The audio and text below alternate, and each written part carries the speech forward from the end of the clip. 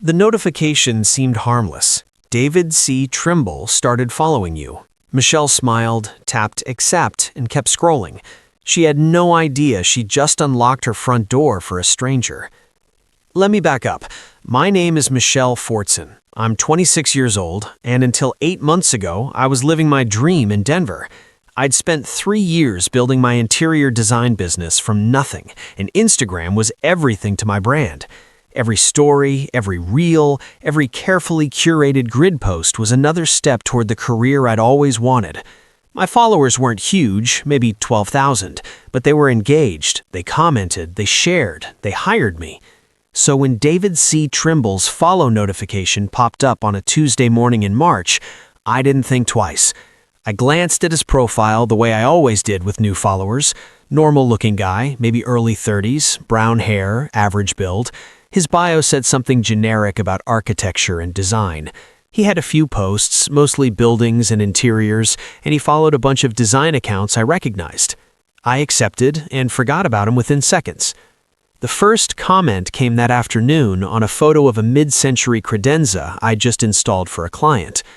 Stunning eye for detail. The way you balance the brass with the walnut is perfect. I hearted it and kept working. Over the next week, David commented on almost everything I posted. That color choice is inspired. The lighting in this shot really captures the texture. You have such a gift for making spaces feel alive. Each comment was thoughtful, specific, the kind of engagement that algorithms love. My posts started performing better, more reach, more saves, more profile visits. Then came the comment that should have made me pause. Under a simple photo of my drafting table, he wrote, "Your handwriting on those notes is beautiful. I bet you were the girl in school everyone wanted to borrow notebooks from." It was oddly personal, weirdly specific, but it was buried under so many professional compliments that I scrolled past it without letting myself feel the small chill it left behind. Then he slid into my DMs. It started with a question about a lamp I'd shown in my story. "Hi Michelle, sorry to bother you, but I've been searching everywhere for that brass arc lamp behind your drafting table. Any chance you remember where you got it?" Totally professional, totally normal. I told him it was from a vintage shop on South Broadway. He thanked me, said he was new to Denver and still learning where everything was. That should have been the end of it. But the conversations kept happening. Every day, David would message about something design-related, a tile pattern he'd seen, a question about color theory. I started replying on autopilot during slow moments at work. It felt like networking. It felt harmless. Then, he asked about my favorite spots in Denver. I didn't see the trap. "What's your go-to coffee shop when you need to get out of the studio?" I told him about Copper Door on 17th, how I loved their lavender latte and the light through the windows. I even posted a story there the next morning tagging the location and showing off the foam art on my drink. The afternoon after that story, I looked up from my laptop and saw David walking through the door of Copper Door. My heart did this weird flutter. He spotted me immediately, smiled, waved, walked over. "Michelle, what the odds?" He laughed like the universe had played a fun trick on both of us. Telling myself it was coincidence was easy. Denver isn't that big. People run into each other. 4 days later, I stopped at my usual grocery store. I was in the produce section when I heard my name. David was standing by the apples, reusable bag in hand, grinning like we were old friends. We have to stop meeting this way. I went home that night and scrolled back through every story I'd posted. The coffee shop, the grocery store, I'd tagged or shown both locations casually without thinking. The next week, he showed up at my dry cleaner. The dry cleaner I never mentioned online. The dry cleaner 3 blocks from my apartment in a direction I'd never filmed. He smiled. He waved. He said, "What a coincidence." All of this happened in less than 3 weeks. 20 days from follow request to him appearing at a location I'd never posted anywhere. I stopped posting locations. I deleted anything that showed recognizable buildings or street corners. I started checking over my shoulder every time I walked to my car. Within 2 days, David commented on one of my posts. "Miss seeing your coffee shop adventures. Hope you're still finding good light somewhere." He had noticed. He was paying attention to what I wasn't showing. I blocked him. That night, around 9 p.m., my doorbell rang. I checked the peephole and saw an empty hallway. No package, no note, no one in sight. 3 days later, a small package arrived at my door. No return address. Inside was a printed screenshot of my Instagram story from the previous week, one where I'd shown my outfit for a client presentation. On the bottom, someone had written in neat handwriting, "The blue dress at 2:15 p.m. was my favorite." My hands shook so hard I dropped the paper. The second package came 2 days later, another screenshot, another handwritten note. "Your hair looked perfect on Tuesday. Did you do something different?" I hadn't posted anything about my hair. I hadn't posted anything about Tuesday. He wasn't just watching my Instagram anymore. He was watching me. I went to the police with both packages. The officer was sympathetic but clear. Has he made any direct threats? No. Has he damaged your property or made physical contact? No. They took my report and said without direct threats or violence, there wasn't much they could do. I bought a Ring doorbell and installed it myself. Then I packed a bag and drove to my friend Susan's apartment on the other side of the city. For a week, I felt almost normal. I worked from our kitchen table, avoided Instagram entirely, and started to believe that maybe blocking him had actually worked. Then I went home. The first 2 nights were fine. The Ring app showed nothing unusual. I started sleeping through the night again. On the third night, I woke up at 2:14 a.m. to a notification. Motion detected at front door. I opened the Ring app with my heart pounding so hard I could feel it in my throat. The live feed loaded. David C. Trimble was standing directly in front of my door, not moving, not knocking, just standing there, his face calm, his eyes fixed on the camera like he knew exactly where it was. He was holding his phone up in front of his chest. On his screen, playing live, was my Instagram story, the one I'd posted 3 hours earlier from Susan's apartment, a sunset through her window, a cup of tea, a caption that said, "Finally breathing again." He wasn't just watching my stories, he was showing me that he was watching, in real time, at 2 a.m., at my door. Then he leaned close to the camera, and in a voice so quiet the audio almost didn't catch it, he whispered, "I just wanted to be close to you." I called 911 with my whole body shaking. The police came, but David was gone. They took the Ring footage seriously this time. They ran his name. What they found made my blood run cold. David C. Trimble had 3 prior restraining orders filed against him in 3 different states: Oregon, Arizona, Nevada. 3 women, the same pattern every time. One of them had moved 4 times trying to escape him. I deleted Instagram that night. I broke my lease 2 weeks later and moved into a building with a doorman and security. I changed my phone number, my email, my license plates. It's been 4 months now. David is in custody awaiting trial, but his lawyer is arguing he never made a direct threat, that standing outside someone's door isn't a crime, that following someone on social media is just normal behavior in the digital age. I don't know what the jury will decide. What I do know is that I still wake up at 2 a.m. almost every night. My hand reaches for my phone to check the Ring app before I'm even fully conscious. David found me through Instagram. He learned my routines through my stories. He appeared in my life because I handed him the map and smiled while I did it. And if it could happen to me, with my 12,000 followers and my coffee shop posts, it could happen to anyone. Which brings me to the second story I need to tell you, because what happened to Jeffrey H. Krause in Austin started exactly the same way.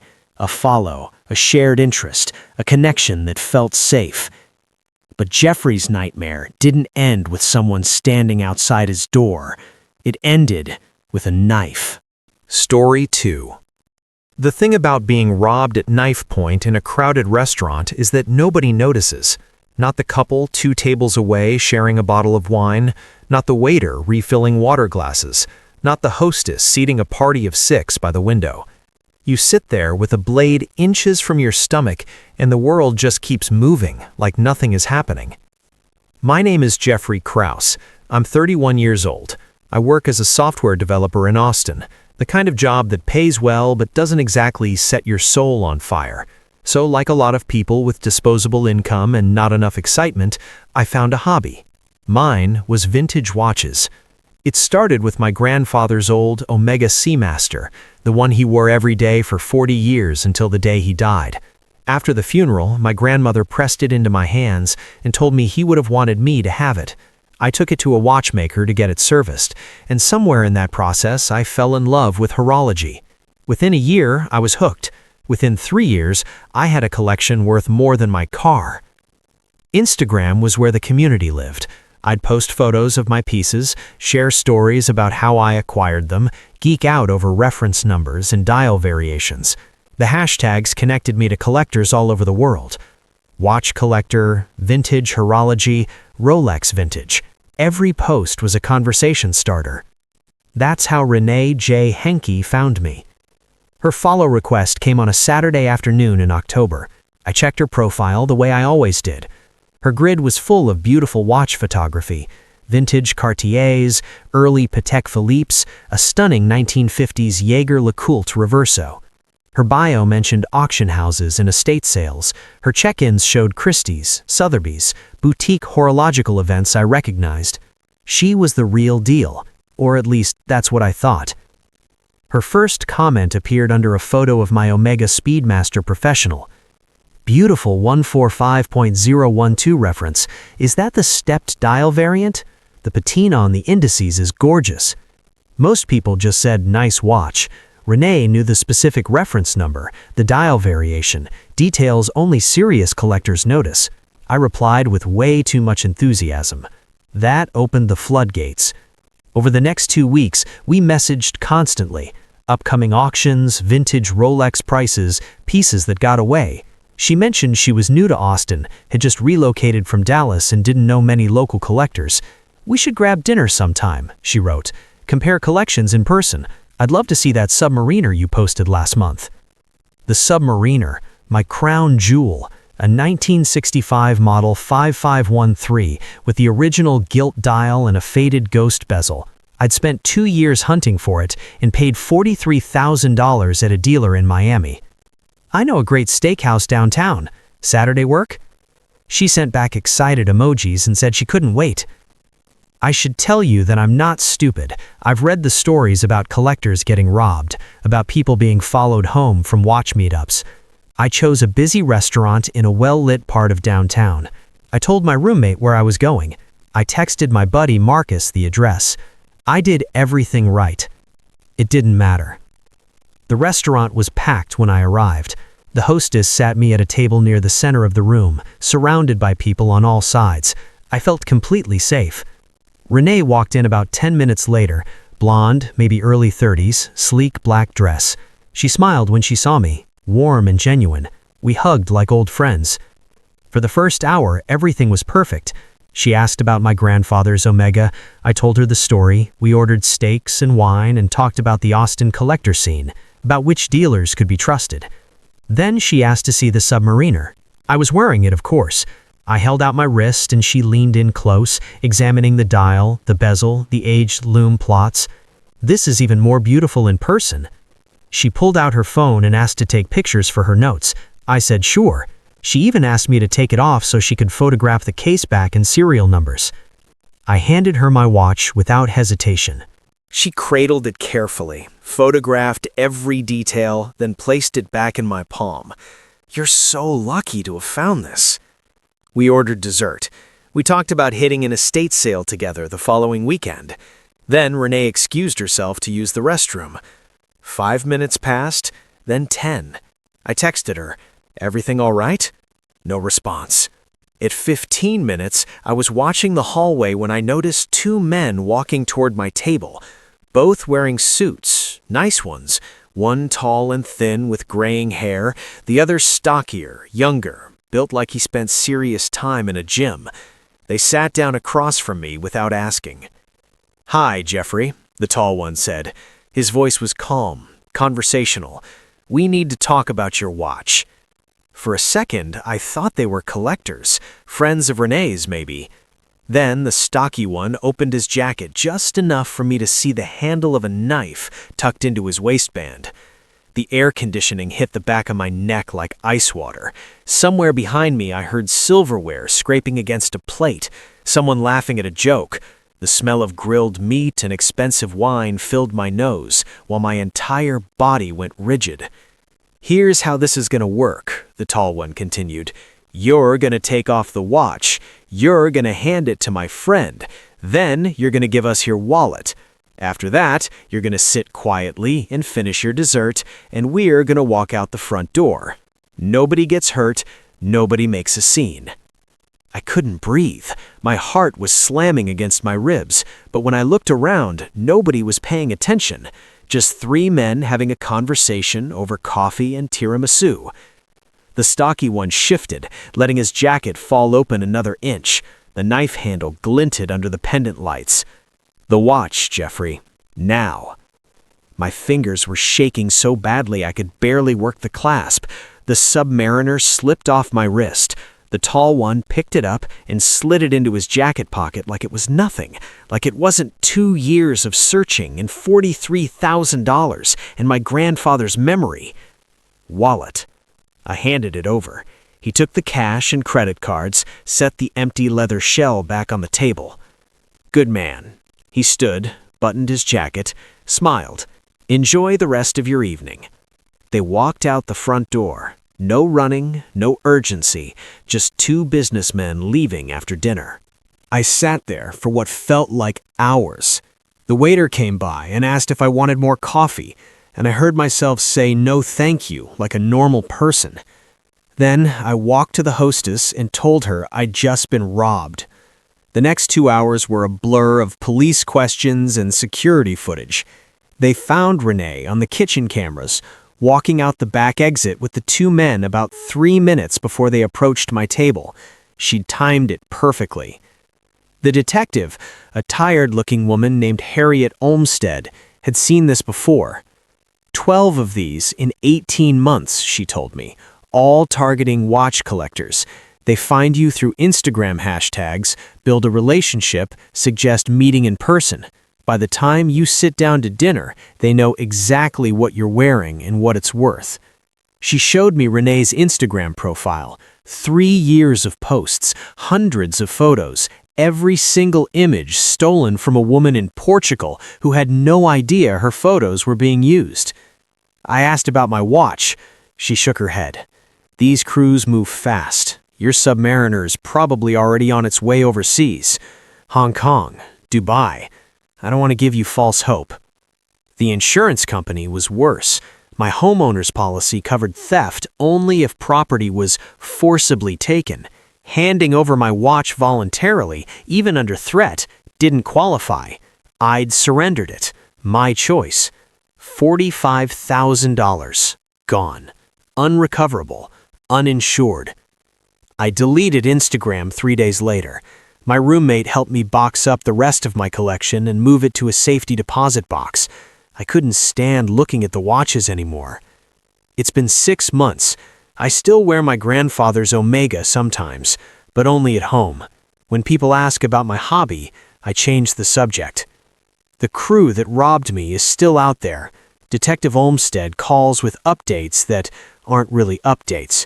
They've hit 3 more collectors since me. Same pattern, same Instagram reconnaissance, same polite, efficient violence in plain sight. And somewhere, right now, Renee J. Henke is probably scrolling through watch collector hashtags looking for her next mark. But as terrifying as my story is, what happened to me was at least visible. I saw my attackers. I knew their faces. The police have footage in a pattern they're tracking. The third story I need to tell you is different. Because Susan W. Simmons never saw her stalker's face, she never met them in a restaurant or caught them on camera. She never even knew they existed until her entire life started falling apart from the inside out, and by then, the damage was already done. Story 3. The first time I saw my dead mother's face staring back at me from an Instagram notification, I thought I was losing my mind. My name is Susan Simmons. I'm 29 years old. I work as an ICU nurse at Jefferson Hospital in Philadelphia, and I've been married to my husband Johnny for 4 years. We have a small house in Fishtown, a dog named Biscuit, and the kind of life that looks perfectly normal from the outside. The kind of life that can be dismantled in weeks by someone you've never met. My mother passed away 2 years ago. Pancreatic cancer. By the time they found it, she had maybe 3 months left. I took family medical leave and spent every possible moment at her bedside, holding her hand, reading to her, telling her stories about my shifts at the hospital. She died on a Tuesday afternoon in April while I was in the middle of telling her about a patient who'd finally been discharged after 6 weeks in the ICU. The obituary ran in the local paper and online. Standard stuff: her name, her dates, survived by her husband, her daughters, her grandchildren. A photo from her 65th birthday, a last good picture we had of her, smiling in front of a cake with her gray hair pinned back the way she always wore it. I didn't think about that obituary again until 18 months later, when it came back to haunt me. My Instagram was nothing special. Maybe 800 followers, mostly friends and family and a few nursing school classmates.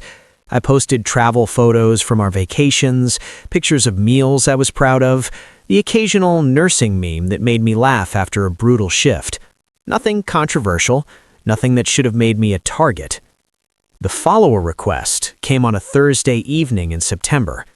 I was on the couch with Johnny, half watching some cooking competition show, when my phone buzzed. New follower request. I tapped it open without really thinking, expecting some random bot or maybe a friend of a friend. The account was private. The username was my mother's maiden name, Elaine Whitefield _1958. In the profile picture was her obituary photo. I stopped breathing. Johnny asked if I was okay, and I couldn't answer him. I just stared at my mother's face on that tiny circle, her 65th birthday smile frozen on the screen of my phone, attached to an account that had been created 3 days earlier. My first thought was that someone had made a memorial page, that maybe a distant relative was trying to honor her memory in some misguided way. But the account was private, with no posts visible, no bio, nothing to indicate what it was for. I blocked it immediately. My hands were shaking so badly I almost dropped my phone. I told Johnny it was nothing, just a weird spam account, and tried to focus on the TV, but I couldn't shake the feeling that something was very wrong. The next morning, I woke up to another follower request. Different account, different username. Susan _baby 1995. The profile picture was me at maybe 2 years old, sitting in a high chair with birthday cake smeared across my face. A photo that existed in exactly one place. My mother's physical photo album, the one I'd inherited after she died, the one that sat in a box in our basement because I still couldn't bring myself to look through it. I had never posted that photo anywhere. I had never even scanned it. My stomach lurched so violently I'd barely made it to the bathroom before I threw up. I blocked that account too, then spent the next hour scrolling through my followers, my following list, my tagged photos, looking for anything that might explain how someone had gotten that image. I found nothing. I texted my sister Marlene, asked if she'd posted any old family photos recently. She said no, and asked why I was asking. I didn't know how to explain it.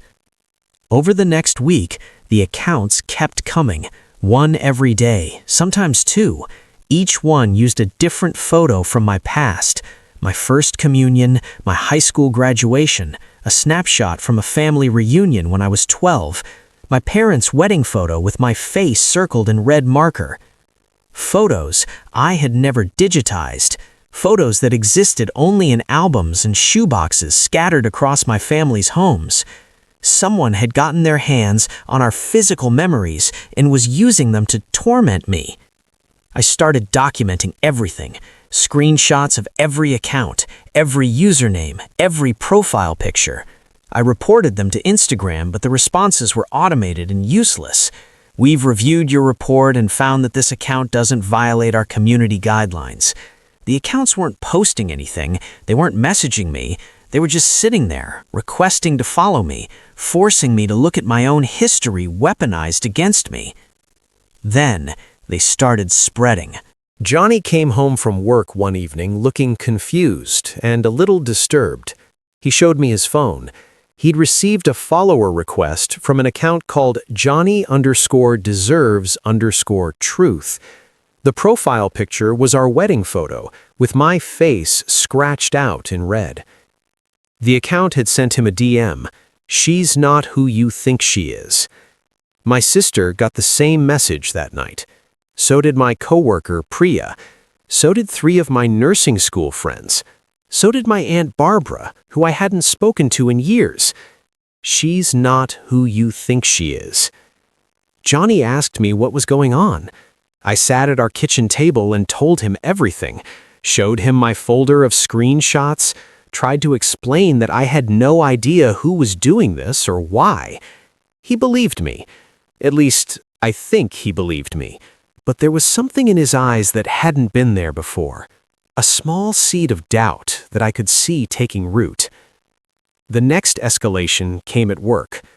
I was in the middle of a 12-hour shift when my charge nurse pulled me aside and told me I needed to go to HR immediately.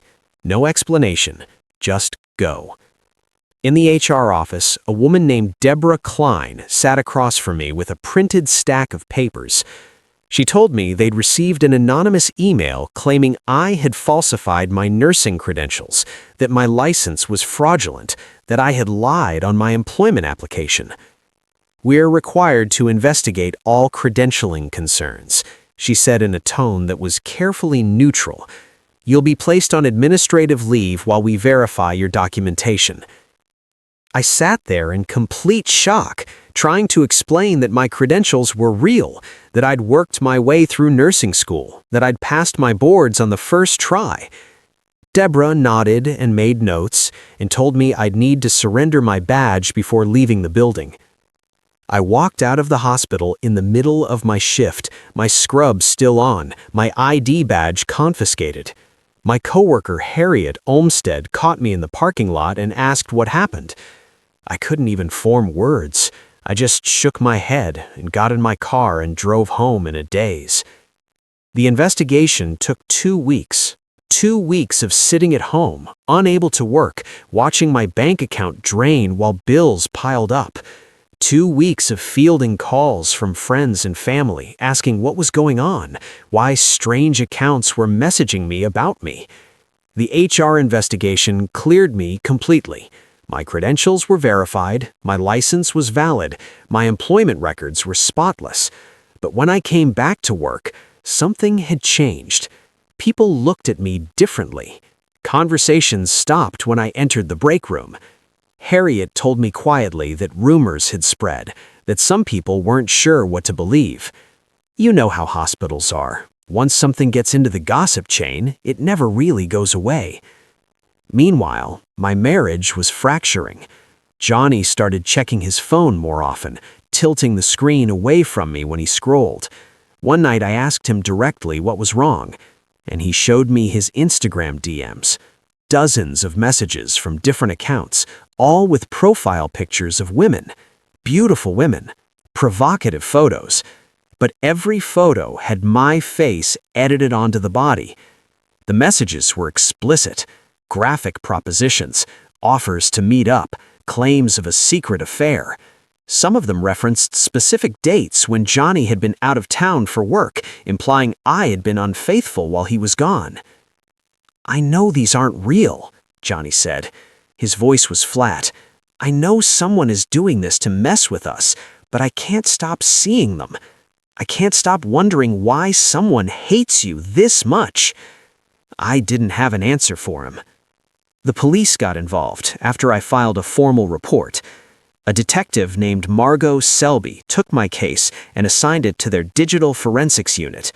They traced the IP addresses of the accounts and found they were all created from public computers at various Philadelphia area libraries. Different branches, different days, always during busy hours when no one would notice someone setting up fake Instagram accounts. Whoever was doing this was smart. They were patient, and they had been planning for a long time. Detective Selby asked me to make a list of anyone who might have a grudge against me. I spent 3 days going through my memory, my old emails, my work records. I couldn't think of anyone. I'd never had a serious conflict with a coworker. I'd never been in a lawsuit. I'd never even had a bad breakup. My life before this had been remarkably drama-free. Then Selby asked me about my patients. I'm an ICU nurse. My patients are often the sickest in the hospital. Some of them get better, some of them don't. Over the years, I'd been present for dozens of deaths. I've held hands and comforted families and done my best to provide dignity in the worst moments of people's lives. But not everyone saw it that way. I started going through my patient records from the past 3 years, looking for families who might have blamed me for something. And that's when I found Cordelia Vickers. Her father, Raymond Vickers, had been admitted to my unit 18 months earlier with severe pneumonia that progressed to sepsis. He was 71 years old and had multiple underlying conditions. From the moment he arrived, his prognosis was poor. I was his primary nurse for the last 4 days of his life. Cordelia had called the unit repeatedly during those 4 days, demanding updates, asking questions, wanting to know every detail of her father's care. She lived 3 hours away and couldn't visit as often as she wanted. I'd spoken to her on the phone at least a dozen times, always trying to be compassionate, always explaining that we were doing everything we could. Raymond died on a Sunday morning at 6:47 a.m. I was the one who found him.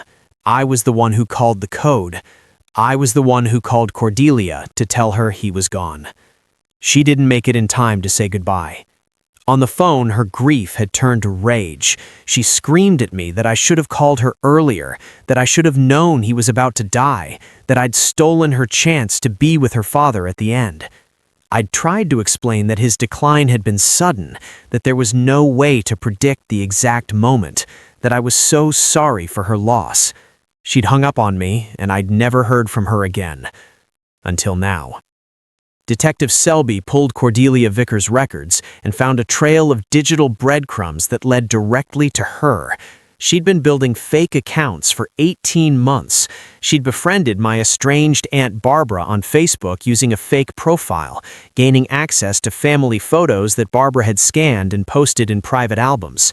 She'd researched my entire life, my work history, my marriage, my friendships. She'd created dozens of accounts, planted seeds of doubt in every corner of my existence, and watched from a distance as my life fell apart. All because I couldn't call her before her father died. The arrest happened on a Friday afternoon. Cordelia was charged with criminal harassment, identity theft, and making false statements. I watched the news coverage from my couch with Johnny beside me, both of us silent as her booking photo flashed on the screen. She was 34 years old, brown hair, tired eyes, the kind of face you'd pass on the street without noticing. She looked like anyone. She looked like no one. The restraining order was issued the following week. Cordelia was barred from contacting me, my family, my coworkers, anyone connected to my life. She pleaded guilty to reduced charges and received 2 years of probation, mandatory counseling, and a permanent ban from social media. I was reinstated at work with a formal apology from HR. My credentials were verified, my record was clean, and I was invited to return to my position immediately. But nothing went back to normal. My coworkers still look at me differently. The rumors never fully died.